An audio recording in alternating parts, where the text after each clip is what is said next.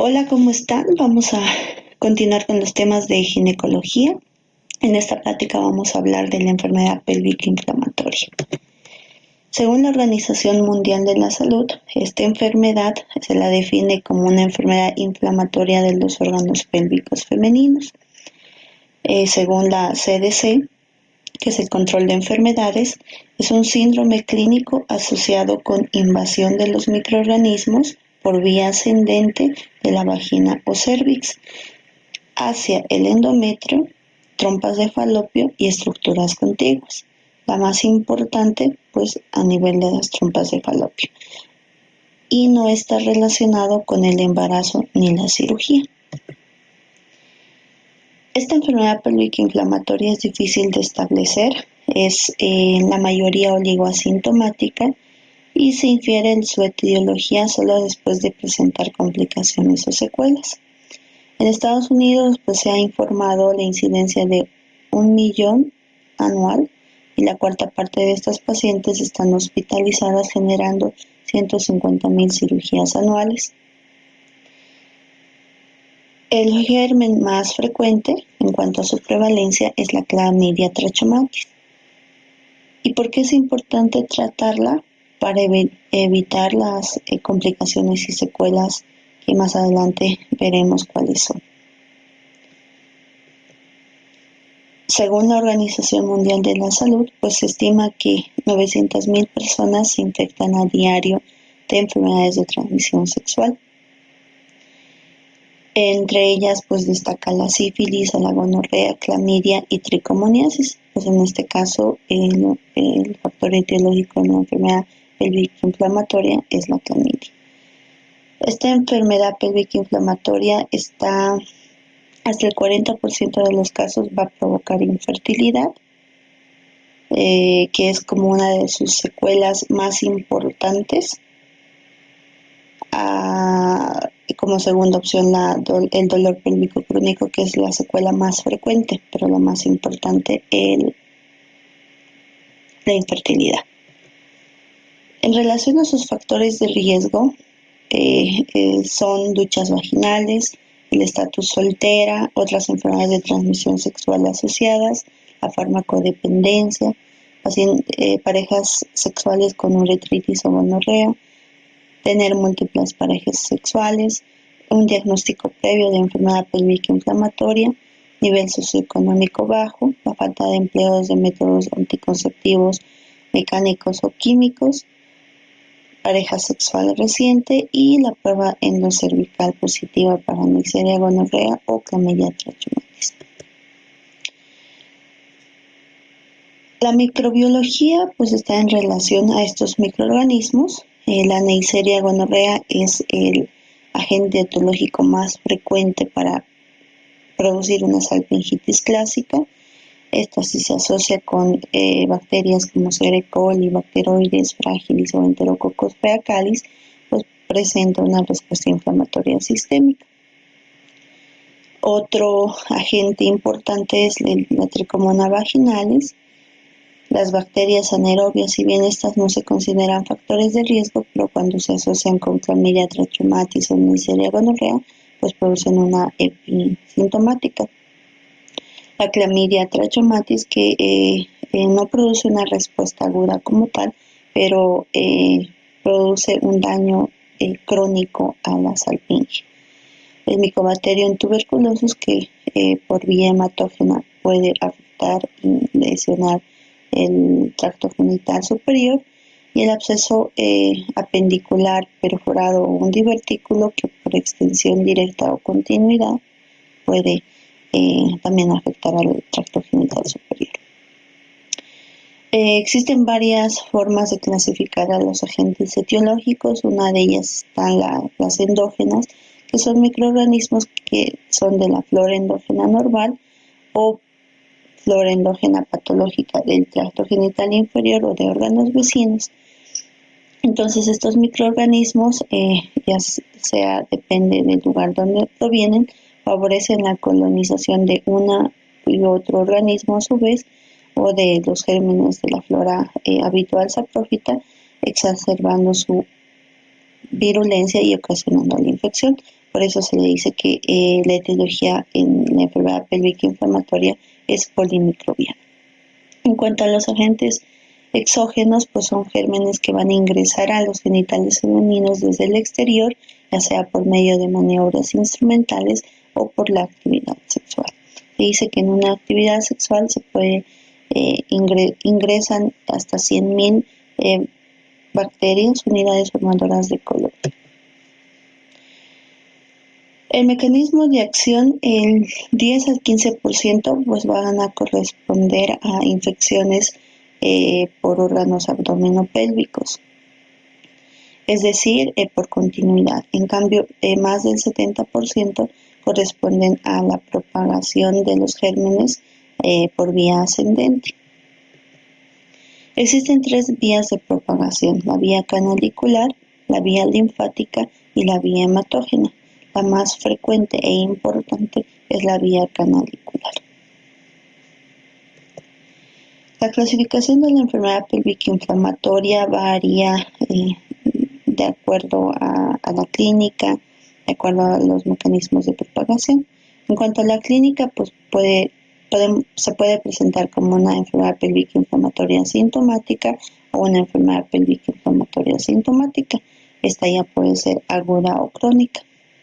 La aguda está causada por los agentes etiológicos ya mencionados, que son microorganismos exógenos o de la flora endógena. Pueden ser gonocócicas o no gonocócicas y transmitidas sexualmente o no. En cambio, la crónica está causada por agentes específicos como ser el Mycobacterium tuberculosis, incluso se ha descrito parásitos en micosis. Según su propagación, se clasifica en una enfermedad pélvica inflamatoria primaria o ascendente, donde la infección se inicia en el tracto genital inferior, esta asciende por el canal endocervical hacia la cavidad uterina y se puede propagar hacia anexos y estructuras adyacentes. La secundaria o por continuidad, esta es una infección del aparato genital secundario a la infección de otros órganos vecinos, como ser una apendicitis perforada o una diverticulitis. La enfermedad pélvica inflamatoria asintomática es consecuencia de las infecciones múltiples o una infección leve, pero que es de manera continua y crónica. Esta produce infertilidad femenina por factor tubárico y se la puede realizar mediante la laparoscopia o la laparotomía, observar datos de infección tubárica previa, como ser adherencias, pliegues mucosos aplanados, la pérdida de los cilios de la trompa, la degeneración de las células epiteliales secretoras, y mediante microbiología pues podemos encontrar anticuerpos contra Clamidia trachomatis, Neisseria gonorrea o ambos. La episintomática aguda, sus síntomas van a aparecer durante o inmediatamente después de la menstruación, y estos pueden ser locales y también sistémicos. En locales pues vamos a poder tener un dolor abdominal bajo que puede acompañarse o no de reacción peritoneal, una secreción vaginal amarillenta, menorragia, dismenorrea, dispareunia y síntomas de infecciones urinarias. Y en relación a sus síntomas sistémicos, pues fiebre, escalofríos, náuseas, vómitos, diarrea, anorexia. Los signos llamativos en la episintomática es el dolor a la movilización del cuello uterino, el dolor abdominal con o no prueba de rebote positivo, ya sea local o generalizada, leucorrea. Existe un síndrome de Fitz-Curtis, que es una afección de la cápsula hepática y del peritoneo adyacente, en la cual hay una perihepatitis que está asociada con la enfermedad pélvica inflamatoria y empiezan a formar cuerdas tendinosas entre la cápsula hepática y el peritoneo, como podemos ver en la fotografía, formando cuerdas de violín. Entonces, esto está relacionado con infecciones pélvicas por Clamidia trachomatis o Neisseria gonorrea, y su diagnóstico es difícil porque su presentación clínica es inespecífica y se la observa mediante la laparoscopia o la laparotomía. Se caracteriza por fiebre, por un dolor en hipocondrio derecho, salpingitis y presentando una vesícula biliar normal. La cervicitis es un proceso inflamatorio del cuello uterino.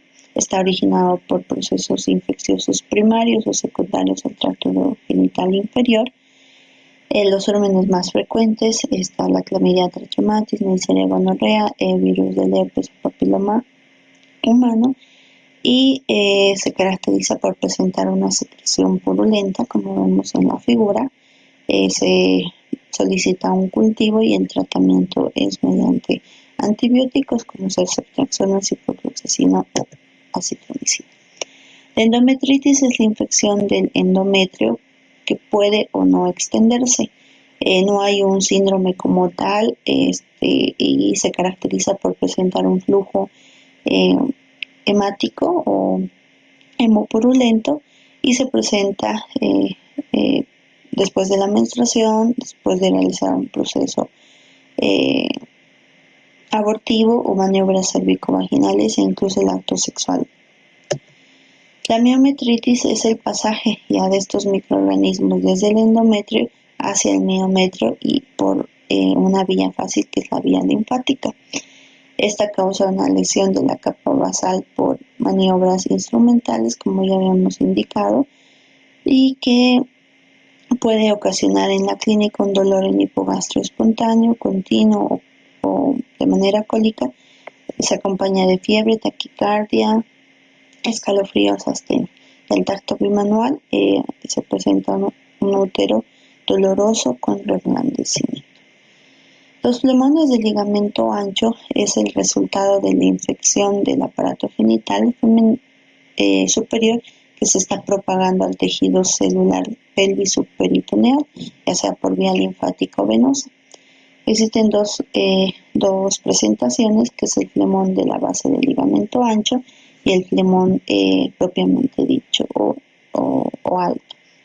Entonces, esto se va a propagar a los parametrios basales, parámetros laterales, produciendo un empastamiento y dolor difuso desde la pared del cuello del útero hacia la vagina y pared lateral de la pelvis, produciendo inflamación de los parámetros tanto anterior o posterior según su ubicación, pero que sea en la base del ligamento ancho.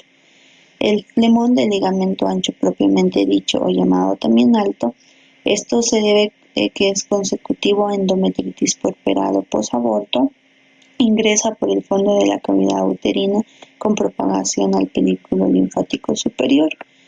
Entonces hay un infiltrado entre las dos hojas del ligamento ancho y su evolución puede llegar a formar abscesos, cuyo tratamiento es mediante un drenaje quirúrgico, o puede drenar espontáneamente la cavidad peritoneal, pero en este caso ya llega a producir una peritonitis grave y generalizada. La celulitis pelviana esta va a depender de la sintomatología del flemón. Se caracteriza por hipertermia constante, escalofríos, taquicardia. Los laboratorios en cuanto a las fases de reactante aguda están elevadas, y el dolor pelviano va a depender de la localización del flemón, pueden ser flemones de base del ligamento ancho, en alto, difuso o una parametritis posterior o anterior. La anexitis se la define como la inflamación tanto de la trompa como del ovario. Es muy difícil diferenciar entre estas dos estructuras. En la trompa se afecta por vía, la infección es por vía canalicular. Comienza produciendo un daño en el interior de la salpinge, una endosalpingitis, donde hay curación sin secuelas, y si esta progresa a la mucosa, pues hay una alteración irreversible, produciendo un hidrosalpinx hasta un biosalpinx. Y el ovario se afecta por las tres vías de propagación: por la vía canalicular, que actúa en la superficie del ovario, originando adherencias tanto entre el ovario y los órganos vecinos; por vía linfática, produciendo un absceso central del ovario; y por vía venosa en casos de septicemia. La triada clásica de la anexitis es fiebre, dolor en las fosas ilíacas y palpación de los anexos, que estas pueden estar agrandados y dolorosos. La pelviperitonitis está localizado en el peritoneo pélvico, que no asciende al peritoneo pelviano porque está bloqueada por el epiplón y las asas intestinales. Se caracteriza por un dolor pelviano intenso con contractura abdominal inferior y en este caso hay que ayudarnos de exámenes complementarios imagenológicos como ser el ultrasonido ya sea abdominal o transvaginal, y en caso de que se presente en su forma supurada, que es el absceso en fondo de saco de Douglas, lo ideal es hacer una punción a este nivel y drenar a través del fondo del saco vaginal posterior, como observamos en la figura. La curación puede producir ya con el tiempo adherencias y dolor pélvico crónico. La peritonitis generalizada, esto es cuando la infección ya sobrepasa el peritoneo pélvico y llega al peritoneo abdominal por rotura de una conexión anexial, produciendo un dolor espontáneo, una exacerbación a la palpación de los anexos, incluso del abdomen. Hay una contractura muscular generalizada, los reactantes de fase aguda están elevados y la triada terapéutica en caso de peritonitis generalizada, pues es una correcta hidratación parenteral, antibióticos para la infección polimicrobiana y un tratamiento quirúrgico adecuado y precoz. La tromboflebitis es la inflamación del endotelio venoso. Incluso puede llegar esto hasta la vena cava o la arteria femoral, afectando a los miembros pélvicos. Cuando este trombo se disgrega, pues produce una embolia séptica. Los exámenes de laboratorio a solicitar son reactantes de fase aguda, como ser la eritrosedimentación, nos da una sensibilidad del 80%, la proteína C reactiva, que se eleva en un 80% de los casos, leucocitosis mayor a 10.000 con neutrofilia, que se presenta en el 50% de los casos, y el CA125, que puede estar elevado y puede ser un marcador confiable para la enfermedad pélvica inflamatoria aguda. En relación a sus exámenes microbiológicos, a nivel local solicitamos un estudio microbiológico tanto del endocervix, del endometrio, del fondo de saco de Douglas.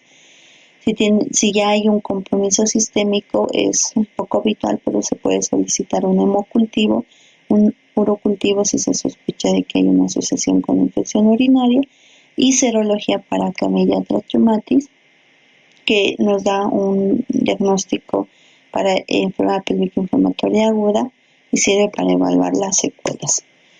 El diagnóstico por imágenes nos ayudamos de una radiología de tórax para ver si hay compromiso pulmonar, una radiología de abdomen para evaluar si existe un neumoperitoneo y un ultrasonido, en este caso vaginal, para tener mayor sensibilidad, y esta se le solicita generalmente para observar colecciones supuradas, como ser un absceso ovárico, un absceso tubárico, una tumoración anexial donde la trompa se va a encontrar alargada, voluminosa, con paredes musculares gruesas y edematosa, y la presencia de líquido libre en Douglas. La laparoscopía diagnóstica nos permite evaluar la hiperemia de la trompa, el edema en las paredes, si hay o no el exudado purulento que puede provenir de la fimbre y acumularse en el fondo de saco de Douglas.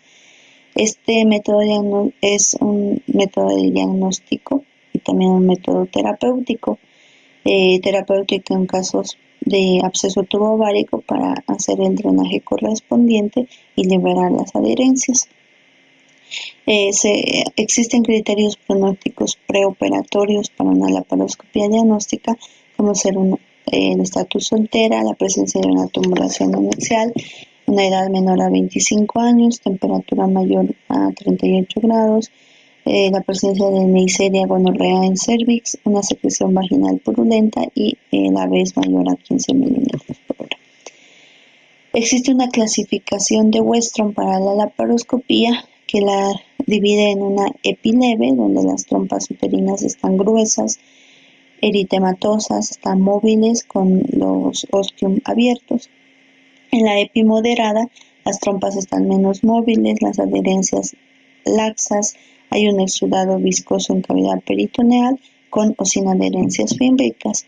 Y en la epi grave, las adherencias están gruesas, los órganos pelvianos están adheridos entre sí y a epiplon, y puede existir la presencia de un pio salpinx o absceso tubovárico. La biopsia endometrial pues nos ayuda en casos de endometritis. En una epi aguda habrá la presencia de una leucocitosis polimorfonucleares, y en una epi crónica las células plasmáticas, que es muy importante hacer el diagnóstico diferencial con un mioma submucoso y pólipos endometriales, porque también presentan células plasmáticas. Los criterios de diagnósticos instaurados por Aguirre, Westron y la CDC del 2006 hablan de 3 criterios mayores y de 5 criterios menores. Los criterios mayores son el dolor abdominal bajo, dolor a la movilización del cérvix durante la palpación bimanual y el dolor uterino o dolor anexial. En los criterios menores, temperatura oral mayor a 38 grados, una descarga mucopurulenta cervical o vaginal, abundantes leucocitos en el examen microscópico de las secreciones, una elevación de la PCR y de la vez, presencia de Neisseria gonorrea y Chlamydia trachomatis en cervix uterino. Se dice que la presencia de un criterio mayor y un criterio menor nos da una especificidad del 80%.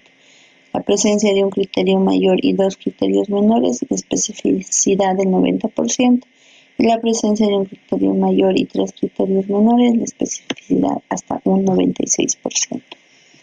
La episintomática crónica, también llamada silente, se caracteriza cuando ya hay antecedente de una enfermedad pélvica inflamatoria aguda, un dolor pélvico crónico, y en la laparoscopia o laparotomía observamos un hidrosalpinx.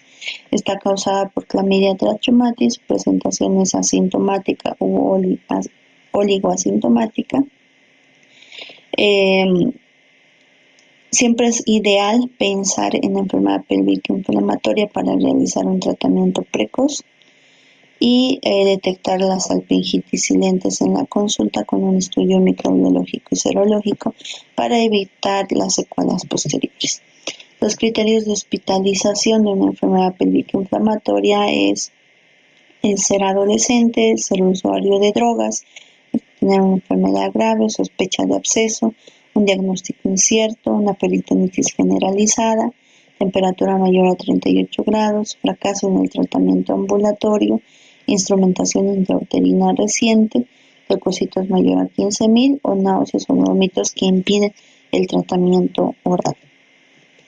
El tratamiento tiene 3 objetivos: el de prevenir las secuelas, aliviar los síntomas y erradicar las bacterias. Existe el tratamiento oral.